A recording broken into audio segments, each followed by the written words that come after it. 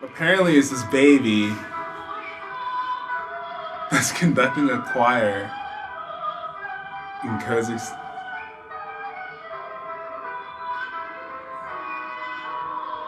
So was that you as a baby? That's how you guys, how you got. Hey guys, welcome back to Hotspot TV, where we bring you the hottest people behind the hottest events. To see what's going on around you, visit us at hotspot.co. I'm Vidal Kachuku here with Andrew Altenbach, and we're about to get started.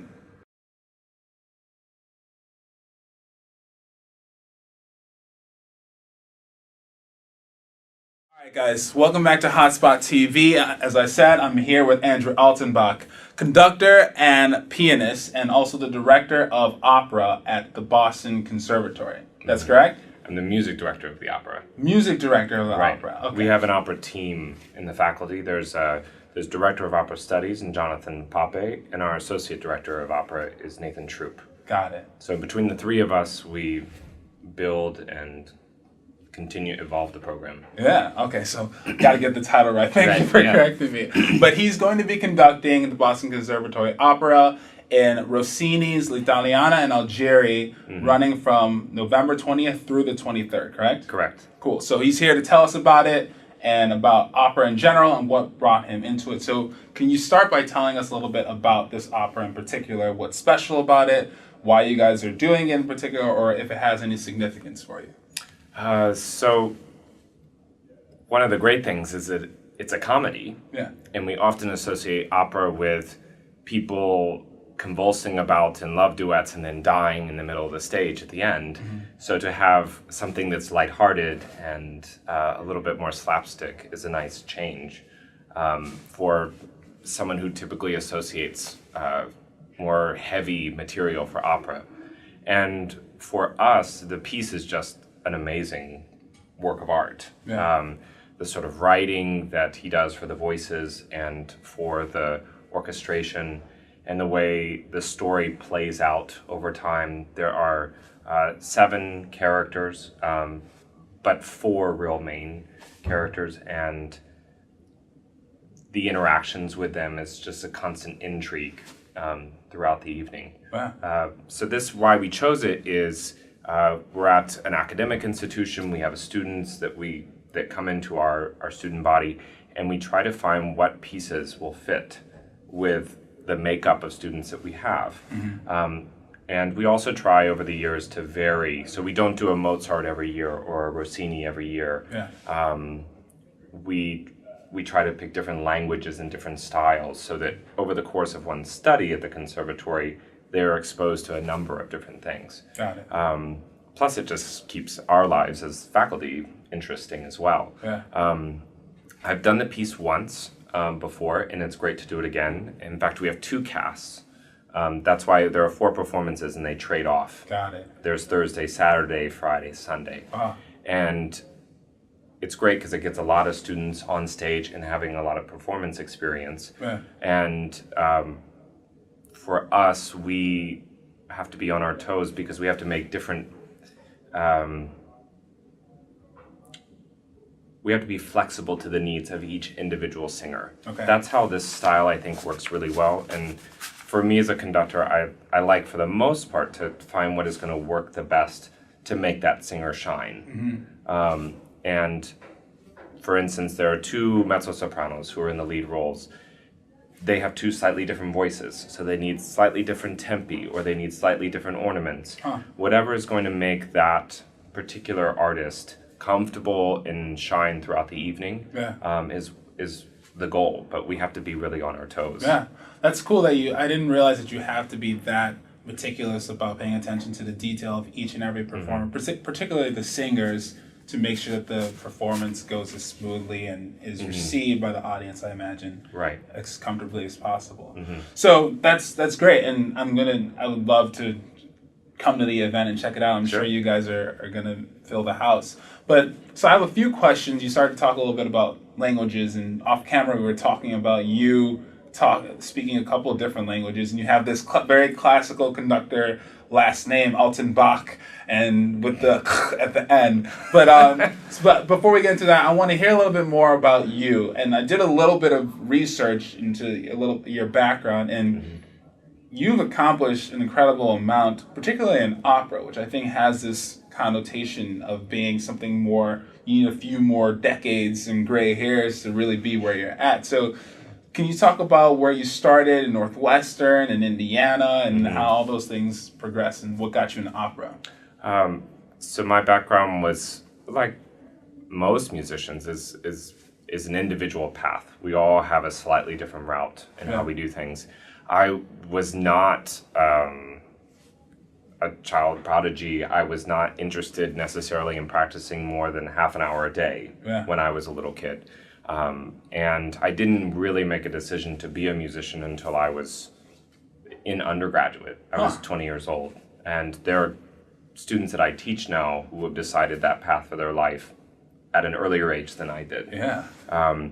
And I was a pianist, but I very quickly knew I wasn't going to be a solo pianist, and that's not where my love was. Okay. I started working with other musicians as a conductor, and that was interesting to me. I started as a symphony conductor, and I still do symphonic work as well.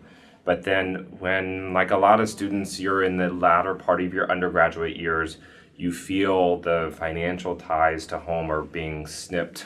And so you have to become your own man or your own woman, and you have to find your own way. So you start to look for employment. And one of the ways I could do that was to play piano for voice lessons. Okay. I had not played really much opera at all before that. Wow. And so I started working with singers. I liked the repertoire. I liked the singers' personalities because they were funny and spontaneous and sometimes a bit melodramatic. And I loved languages just in general. How many languages do you speak?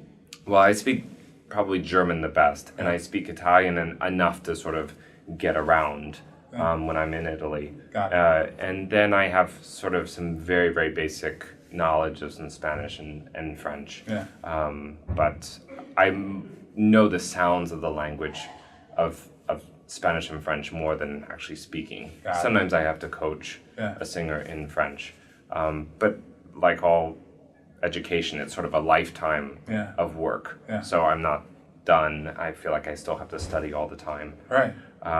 So that's sort of how I got into opera. I played for singers, and then as a pianist, it went from one thing to another. I went to graduate school, and through that skill, I was able to find a scholarship to pay for the school. And then I found more employment. And one thing sort of leads to another in this business. That's fantastic. And I think I read somewhere that when you were at IU, right, for grad school? Right. And were you the only or the first student to direct the opera there? Is that, how did it? I was the first student to be the music director of a production. But the way that happened was through it was a very bittersweet experience because I was happy for that experience and it was great, but I only stepped into that role because a mentor of mine who was there guest conducting had a heart attack and died 2 weeks before, or 10 days before opening night. Oh, jeez. So that was very tragic for me, and yet I had to step into a role in a hurry. So it was an amazing experience, one that I will never forget. I'm sure you did the role justice, and sometimes just life presents those opportunities out of nowhere that you just kind of have to fulfill out of necessity. But so, how old are you, if you don't mind me asking? I'm 35. 35. So, I mean, am I correct in these assumptions that people in your position tend to be a little bit older, or am I just kind of just guessing? I don't know. The girl on the video seemed like she was making a pretty good career, and she's she looks like she's bored. That's so true. But and the reason why I asked is that, for instance, I went to the Boston Conservatory Symphony performance in Sanders Theater, and the average age of the audience couldn't have been younger than 55 years old. And it seems like opera is still something that caters to an older audience and generation. Would you say that's the case, or what is the state in general of opera? Is this something that still has this class connotation, or do young people gravitate towards it, or where is it in your opinion? It's a great question, but it's a very ambiguous answer. Okay. Because what is opera and who is it for is not something you can really put your finger on. Okay. Yes, if you go to the Metropolitan Opera in New York or the Chicago Lyric Opera, the average age of person is probably over 55. Yeah. There are some realities to that. One is that people who are getting older have a bit more time and discretionary income. When you're 35 and you're just trying to start out and pay off loans and raise a family, you don't have a lot of time and income to take in fine art on a really regular basis. Right. And a $60 ticket or $100 ticket can be very daunting. Yeah. No, people still go see Beyonce, Jay-Z, and Justin Timberlake for $150 too. But they might only do that once a year or once every 2 years. Because that's when those artists tour. Right. That being said, there are also lots of small opera companies, and these are predominantly young audiences that are in there, and they're in small spaces, and sometimes the work is subpar, and some of it can be really riveting. And you can go to major opera houses and you can find stuff that will just blow your socks away. And you can also find stuff that will have you running for the door within 15, 20 minutes because it's so boring or disconnected. Interesting. It's not necessarily the production budget doesn't necessarily equal the artistic value. Right. Interesting. So what do you do personally as a conductor, and what liberties can you take as a conductor to take a classic piece like Rossini and that's been performed however many dozens or hundreds or thousands of times and make it relevant and make it your own and make it interesting so people are, as you were saying, engaged the entire time? I try as much as possible, and this is something that I've been thinking about a lot recently.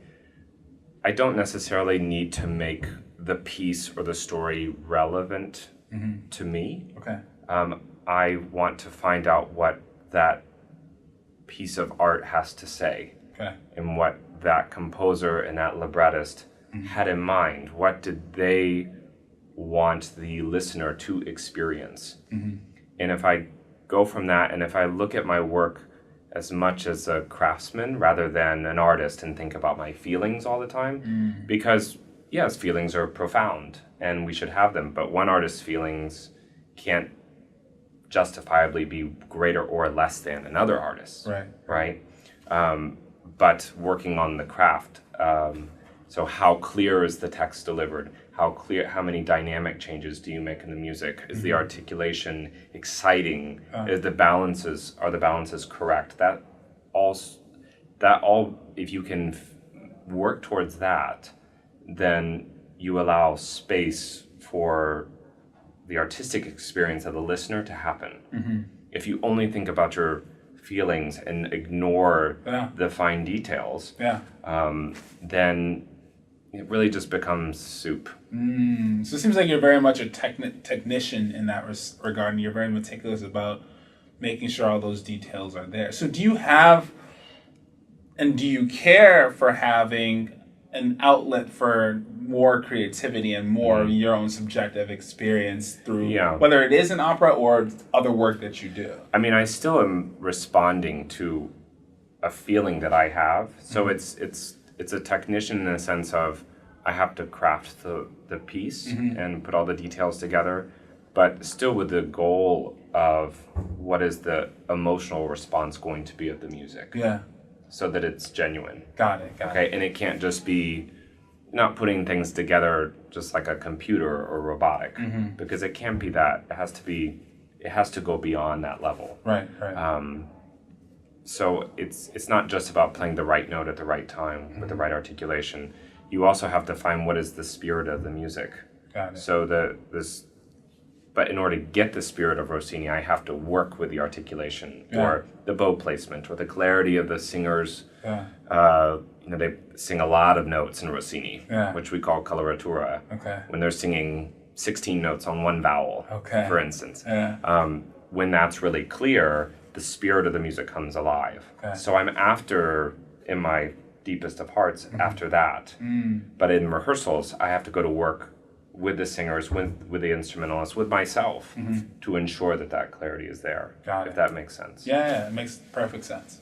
So another question I have, thinking a little bit more about opera and the larger level, is you see, I was actually talking at a Halloween party with an NEC composer, a composition student. And we were talking about orchestra and classical music and its place within the performance setting or within pop culture. And he's saying a lot of what you see with classical music now is in film and where how it's applied to movies. So do you see opera outside of like cheesy commercials and things like that? Where do you see it outside of just the grand halls? If that even makes sense. It could just be like really something that belongs on the stage, or is there something that kind of takes it to a larger audience, I guess? There are efforts to do, for instance, broadcasting, digital HD broadcasts of productions, and those can be very exciting for someone who's watching it on the screen because they're very subtle and they have close-ups, and where they sometimes deal with this in the Met. If the camera is capturing something that's very subtle, that's close up in the house of a 3,500 seat house, it looks like nothing. Okay. It looks like nothing is happening. Yeah. Right. But so there is a trade-off in terms of reaching out into a more digital platform. Got it. So I'm not sure. It's a very sort of sticky wicket about what is the future of our art, and what is going to happen. People talk about it all the time. Yeah. Some people are very positive and uplifted, and some people are very negative about it. I do think that we should strive as much as possible to encourage people for the live experience. Okay. And we should encourage people for the idea that going to see live music, whether you're going to see, La Boheme, or you're going to see Jay-Z, or you're going to go see, the jazz group down at Berkeley, or you might go see a flamenco group, something like that. It's the whole experience of your evening. Yeah. What you hear, see, taste, feel, everything. Yeah. And to only watch something on the screen detaches from that full sensory experience. You're absolutely right. I think that, and that part of what we're trying to do with Hotspot is get people out and be engaged with their environment and things like that. So having that intimate experience with the artists and just the more general ambiance, you know what I mean, is very important. So before I take up too much of your time, just give us some closing remarks. People who want to come check out the opera, what can they expect? Maybe there's someone out there who's like, I've seen this opera 1,000 times. If they don't hit X, Y, and Z, then I'm giving it a bad review. What can they look forward to with your performance? Well, I think if they should want to, if you've seen this opera 1,000 times, then probably don't go see it 1,001. Okay. Because if you come in with all these expectations, you put sort of too much pressure on us and yourself as a listener. Most likely, most people haven't seen the piece or haven't seen it very often. It's a great piece to see, number one. And when you go see a production at something like the Boston Conservatory or Boston University's opera program, you're able to see the young talent that is coming forth in the industry, and that can be really exciting. These singers are not finished products. They are not managed. They are not high paid, but they're hungry and they're enthusiastic. And there's something that can happen when the artist is like that. That doesn't always happen in the seasoned professional world. Sometimes it does, of course. There's plenty of enthusiasm among people there. But among young students, and I think what we try to do at the Boston Conservatory is we want them to be in love with making the art. Yeah. And it should be as much about the text and the music and the communication theatrically and dramatically as possible. Okay. Where it is about the idea, it's about the art and not the idea of the art. I don't mean this in a negative sense, but there's sometimes too much people are in love with the idea of being an opera singer or being an opera conductor rather than just being a good opera singer. I got that. That's a nice little quotable. Andrew Altenbach, be in love with the art and not the idea of it. That's good. And I hope that people will come and actually be interested in listening and being curious rather than the idea of going to the opera. Now that's really, I mean, if you're a first-time opera goer, that might be what it is, and that can be great. Hopefully if people want to come back over and over, they get curious about what the art form is. That's fantastic. Well, thank you so much for joining us. Thanks for having me. Everyone, be sure to check out Boston Conservatory, Rossini's L'Italiana, and Algeri. I try my best to do a little bit of Italian accent. But we have the information for you at Hotspot. Check out the link in the video below. But we'll see you guys next time, and be sure to come check out this guy. All right.